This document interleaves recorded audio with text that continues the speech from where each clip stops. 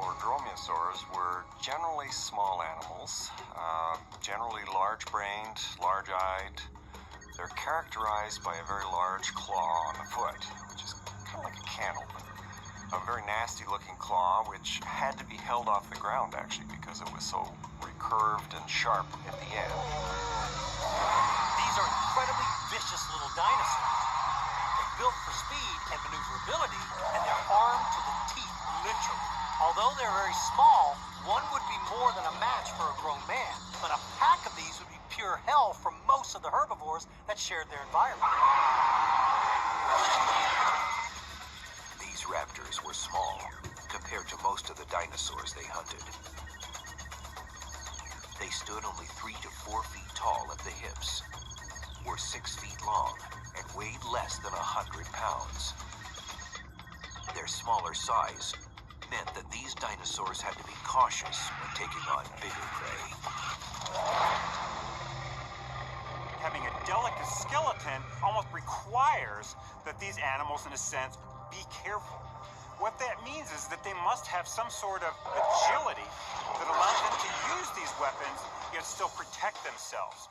What's interesting is that we can now, with this new CT technology, look inside their skulls for evidence of that agility. And we find it. When we look at the inner ear, what we see is long, delicate canals that suggest that these animals were relatively quick-moving, had good eye-hand coordination, and likewise were generally agile animals. When these predators jumped in to inflict damage, they relied on 2 basic weapons to take down their prey. The first weapon was their teeth. Dromeosaurus was one of the nastiest dinosaurs that was around. They had a rather very, very sharp row of teeth, very, very blade-like. They were used in kind of a cookie cutter action, if you will. Recurved teeth helps them to slice through the meat.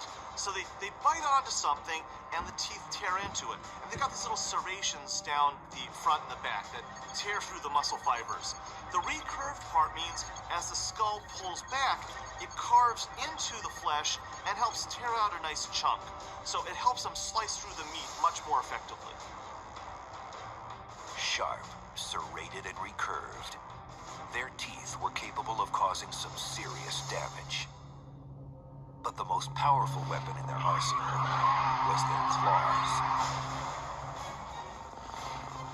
Basically, I think that raptors relied very heavily on their hands and their feet for killing. You can see that in the case of a raptor, you have claws that are in fact bigger than its own teeth. That's telling you something right there. Whereas in the case of, say, Tyrannosaurus rex, if you look at the teeth of Tyrannosaurus rex, they're as large as or larger than the claws. So again, there's a reversal there, and it's telling you that, okay, Tyrannosaurs are using their mouth to kill. Dromeosaurs are probably using their hands and feet more than anything else. To compensate for their smaller size, these raptors may have hunted in packs. This would allow them to take on much larger prey. Hunting in packs serves a very important purpose when you're smaller than the prey that you're around. Why spend your day chasing bugs and small rodents when you can take down something much larger? We see this behavior in numerous modern predators like lions, wolves, hyenas, and even crocodiles to a certain extent.